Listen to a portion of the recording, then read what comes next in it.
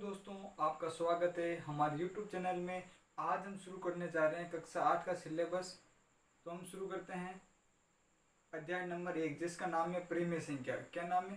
परिमेय संख्या। प्रथम चैप्टर का नाम है परिमेय संख्या, जो कि न्यू सिलेबस के अकॉर्डिंग है। पहला है प्राकृत संख्या। तो हमें ध्यान करना, प्राकृत संख्या कहाँ से शुरू होते हैं? 1 से शुरू होते हैं। 1 2 3 4 ऐसे अनंत तक चलती है। प्राकृत संख्या कहाँ से शुरू होते हैं? 1 से शुरू होते हैं और कहाँ तक चलते हैं? अनंत तक चलते हैं। दूसरी है पूर्ण संख्या। पहले तो कोई प्राकृत संख्या। दूसरी कौन सी है? पूर्ण संख्या। पूर्ण संख्या कहाँ से शुरू होते हैं? पूर्ण संख्या 0 से स्टार्ट होती है, ये ध्यान रखना। पूर्ण संख्या कहाँ से स्टार्ट होते हैं? 0 से स्टार्ट होते हैं। 0 1 2 3 4 ऐसे अनंत तक चलते हैं। कहाँ तक चलते हैं? अनंत तक। तीसरा पूर्णांक संख्या किसे कहते हैं? यदि पूर्ण संख्या के अंदर प्राकृत संख्या के ऋणात्मक मान को मिला दिया जाए तो हमें जो समूह प्राप्त होगा वो एक पूर्णांक संख्या कहलाता है। क्या कहलाता है? जैसे पूर्ण संख्या 0 1 2 3 ऐसे अनंत चलते हैं। अगर इसके अंदर प्राकृत संख्या के ऋणात्मक मान का मतलब होता है -1 -2 -3 ऐसे अनंत तक मिला जाए तो हमें ये जो ग्रुप प्राप्त हुआ, तो ये क्या है? एक पूर्णांक संख्या मिली। हमें क्या प्राप्त हुए? पूर्णांक संख्या। परिमेय संख्या किसे कहते हैं? परिमेय संख्या के अंदर ध्यान रखना, जिन्हें हम p/q के रूप में लिख सकते हैं। क्या कर सकते हैं? जिन्हें हम p/q के रूप में लिख सकते हैं तथा q का मान क्या नहीं होना चाहिए? 0। q का मान क्या नहीं होना चाहिए? 0। देख, आपके लिए ध्यान रखना, p क्या है? अंश, और q क्या है? हर। जैसे p/q का मतलब होता है जैसे 2/3, तो इसको हम p/q में 2 क्या है? p, और 3 क्या है? q। जहाँ पर q का मान क्या नहीं होना चाहिए? 0। जैसे ये नहीं होना चाहिए 5/0, ये एक अपरिमेय संख्या आ जाएगी। और जैसे यहाँ पर आ जाए 0/1, तो ये क्या है? परिमेय संख्या। 0/1 क्या है? परिमेय संख्या। क्योंकि हमें क्या बोल रहे हैं? q का मान क्या नहीं होना चाहिए? 0 नहीं होना चाहिए। यहाँ पर q का मान क्या है? यहाँ पर q का मान है 1। तो इस चैप्टर के अंदर हमें ये महत्वपूर्ण 4 परिभाषाएं याद रखना है। पहली है प्राकृत संख्या। प्राकृत संख्या 1 से स्टार्ट होती है और अनंत से चलती है। दूसरी है पूर्ण संख्या, जो कि 0 से स्टार्ट होती है, 1 2 3 4 ऐसे अनंत तक चलती है। तीसरी है पूर्णांक संख्या। पूर्णांक संख्या उसे कहते हैं यदि पूर्ण संख्या के अंदर प्राकृत संख्या के ऋणात्मक मान को शामिल कर दें, ऐड कर दें, जो हमें समूह प्राप्त होता है, उसे पूर्णांक संख्या कहते हैं। अगला है परिमेय संख्या। वे संख्या जिन्हें हम p/q के रूप में लिख सकते हैं, p/q के रूप में लिख सकते हैं, उसे हम परिमेय संख्या कहते हैं। जहाँ पर q का मान क्या नहीं होना चाहिए? 0 नहीं होना चाहिए। अगला टॉपिक है क्रम विनिमयता। क्रम विनिमयता यानी इसे हम क्रम विनिमय गुण भी कह सकते हैं। क्रम विनिमयता, देखो नाम से ही पता चलता है क्रम विनिमयता यानी क्रम को बदलना। क्या करना है? क्रम को बदलना। हमारे पास क्वेश्चन क्या है? a, अगर इसके अंदर कोई दूसरी संख्या b को ऐड करते हैं तो क्रम विनिमयता के अनुसार क्रम बदलते हैं। क्रम बदलते तब तो दूसरी संख्या कौन सी थी? b, उसके अंदर वापस a को जोड़ते तो हमें वही मान प्राप्त होता है। जैसे कोई संख्या लेते हैं a का मान ले लेते हैं हम 2, उसके अंदर कोई दूसरी संख्या 3 को ऐड करते हैं। क्या करते हैं? कोई दूसरी संख्या 3 को ऐड करते हैं, तो इसका मान कितना आ रहा है? 5। अब इस बार हम क्या करते हैं? क्रम विनिमय अनुसार क्रम चेंज कर रहे हैं। क्रम चेंज कर रहे हैं तो पहले b ले रहे हैं। b का मान कितना था? 3। इसके अंदर हमें क्या करना है? ऐड क्या करना है? a का मान कितना है? 2। तो ये देखिए कितना प्राप्त हो रहा है? 2 और 3 5। कितना आ गया? 5। ये देखिए, ये क्रम विनिमयता ये नियम को क्या कर रहे हैं? फॉलो कर रहा है। क्रम विनिमयता का मतलब होता है क्रम को बदलना। क्रम बदल रहा है, a + b, और यहाँ बराबर है b + 1 है। हमारे पास कोई संख्या a है, उससे कोई दूसरी संख्या b से गुणा कराते हैं और क्रम बदलने के बाद संख्या b को a से गुणा कराते हैं तो हमें वही मान प्राप्त होगा। जैसे हमारे पास संख्या क्या थी? a का मान क्या है? 2, गुणा कराते हैं दूसरी संख्या 3 से तो हमें क्या प्राप्त हो रहा है? 6। तो इस बार हम क्रम बदल दें। क्रम विनिमयता के अनुसार हम क्रम बदल दें। बराबर करिए, क्रम बदल रहे हैं। पहला आएगा 3 × 2, 3 को 2 से गुणा कराते हैं तो 6। तो ये भी देखिए इंटू भी क्या कर रहे हैं? क्रम विनिमयता के नियम का पालन कर रहे हैं। पहली कोई हमारे पास संख्या थी a, उससे को दूसरी संख्या b से गुणा करा रहे हैं। हमारे पास कोई माना है कि संख्या कौन सी? 2, किससे गुणा करा रहे हैं? 3 से। तो कितना प्राप्त हो रहा है? 6।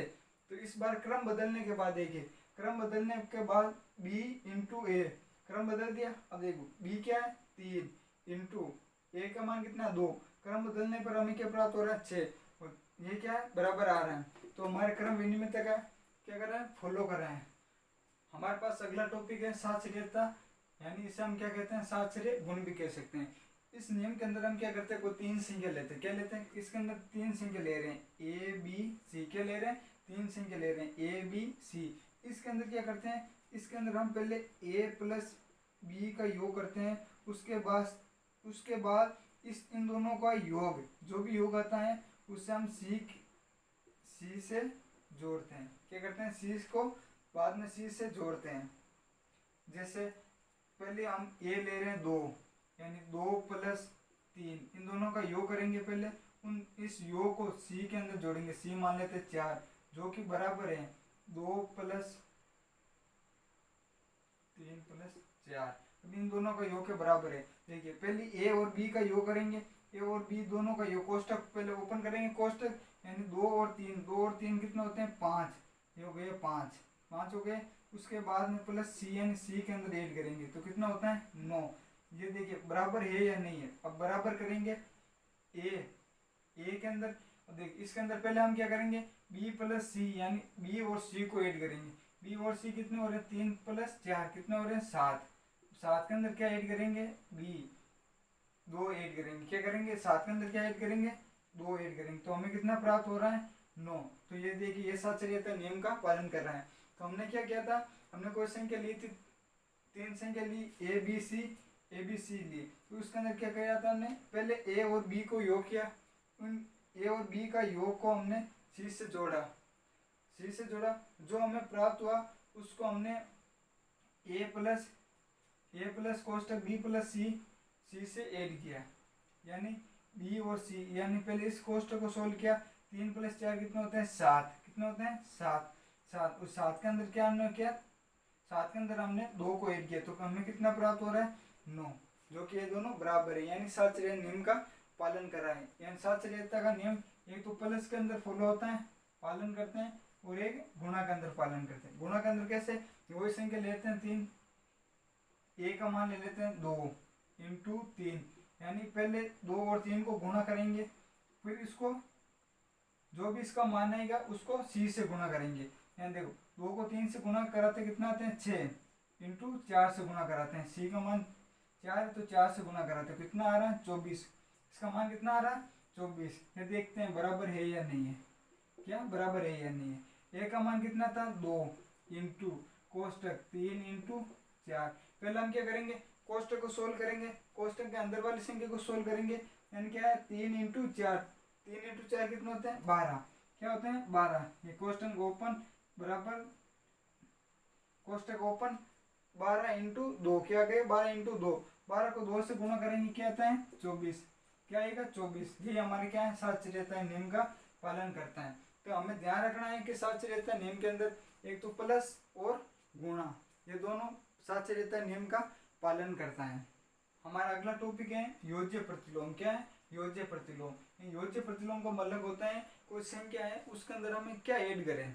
क्या है, हमारे पास कोई संख्या होगी उसके अंदर हम क्या ऐड करें कि उसका मान 0 हो जाए, क्या प्राप्त हो जाए, हमें 0 लेके आना है। योज्य प्रतिलोम का मतलब है हमें कैसे ही करके 0 लेके आना है, यानी उसके अंदर संख्या के अंदर क्या ऐड करें कि 0 आ जाए। मेरे पास संख्या है -a, अब मैं इसके अंदर क्या ऐड करूं कि मुझे 0 प्राप्त हो जाए। क्या प्राप्त हो जाए 0, तो मैं क्या करूंगा उसके अंदर +a को ऐड करूंगा, तो मुझे क्या प्राप्त होगा 0।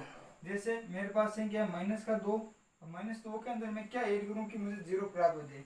-2 है तो मैं क्या करूंगा +2 लेके आऊंगा, तो 2 ऐड करूंगा तो मुझे क्या प्राप्त होगा 0। यही हमारा क्या है योज्य प्रतिलोम। योज्य प्रतिलोम का मतलब होता है इसका योगफल क्या होना चाहिए 0। हमारा अगला टॉपिक है गुणात्मक प्रतिलोम। अगला टॉपिक क्या है गुणात्मक प्रतिलोम।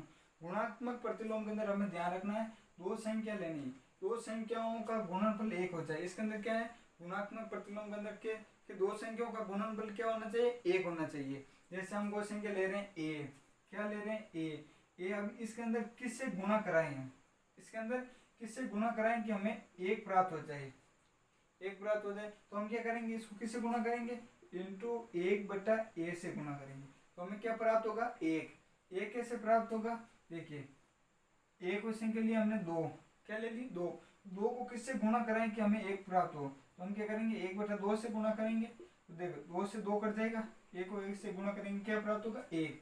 तो हमें ध्यान रखना गुणात्मक प्रतिलोम के अंदर 2 संख्याओं का गुणनफल 1 प्राप्त हो जाए। हमें क्या है ना हमें दो संख्याओं का गुणनफल कितना प्राप्त होना चाहिए, एक। अगर संख्या जाए हमारे पास, देखिए इसके अंदर हमें संख्या जाए जैसे 3/4, क्या जाए 3/4। अब इसको किससे गुणा कराएं कि हमें एक प्राप्त हो जाए, किससे गुणा करें कि हमें एक प्राप्त हो जाए। तो हम क्या करेंगे, इसका क्रम बदल देंगे। क्या करेंगे, क्रम बदल देंगे, यानी 4/3 से गुणा करेंगे। क्या करेंगे, 4/3 से गुणा करेंगे तो हमें क्या प्राप्त होगा, एक प्राप्त होगा। कैसे, 3 से 3 कैंसिल, 4 से 4 कैंसिल, तो हमें क्या प्राप्त हो रहा है, एक। गुणात्मक प्रतिलोम का मतलब है दो संख्याओं का गुणनफल एक होना चाहिए। अगला टॉपिक है योज्य तत्समक। क्या है, योज्य तत्समक। तो हमें देखिए योज्य तत्समक क्या होता है, किसी संख्या में क्या जोड़े कि वही संख्या प्राप्त हो। ये कह रहा है कोई संख्या है ए, क्या है, कोई संख्या ए, अब इसके अंदर क्या ऐड करे कि हमें क्या प्राप्त हो, ए वही संख्या प्राप्त हो, यानी ए ही प्राप्त हो। इस संख्या के अंदर क्या जोड़े कि हमें वही संख्या प्राप्त हो, तो हम क्या करेंगे, इस संख्या के अंदर 0 ऐड करेंगे। क्या करेंगे, 0 जोड़ेंगे तो हमें वही संख्या प्राप्त होगी। जैसे 3 में हम क्या जोड़ेंगे, 0, तो हमें कितना प्राप्त होगा, 3। तो हमें ध्यान रखना योज्य तत्समक हमेशा कितना होगा, 0 योज्य तत्समक होता है।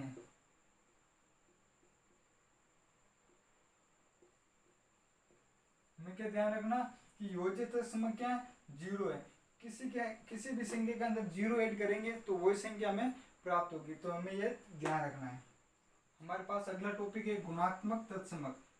गुणात्मक तत्समक किसे कहते हैं, इसके अंदर क्या ध्यान रखना, किसी संख्या को किस संख्या से गुणा कराए। क्या, किसी संख्या को किस संख्या से गुणा कराएं कि वही संख्या हमें प्राप्त हो। अगर कोई संख्या है उसको किससे गुणा कराएं कि हमें वही संख्या प्राप्त हो। माना कि हमारे पास कोई संख्या है ए, हमारे पास क्या संख्या है ए, अब हम इसे किससे गुणा कराए कि हमें बराबर एक ही प्राप्त हो।